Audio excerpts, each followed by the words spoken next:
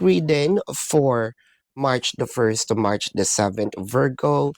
Your cards are the Seven of Swords, the Five of Pentacles, and the World card.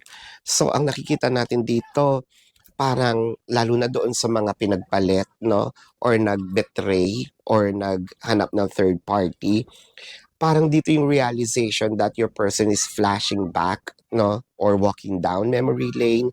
Parang iniisip niya yata yung mga pinagsamahan ninyo kasi may comparison na pangit yung nafe-feel niya at nararamdaman niya at na-experience niya dito sa bago niya. Kaya parang sabi niya dito more of balikan ko kaya, no? Nakakahinayang kasi kung alam ko lang na ganito kapangit, no? Sana hindi na lang ako nangate, sana nag-stay na lang ako, no?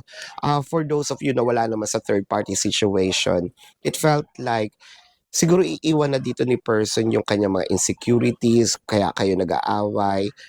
Meron din dito mas papatunayan na dapat um, pinagtutulungan ninyong dalawa itong relationship. So harmony is here.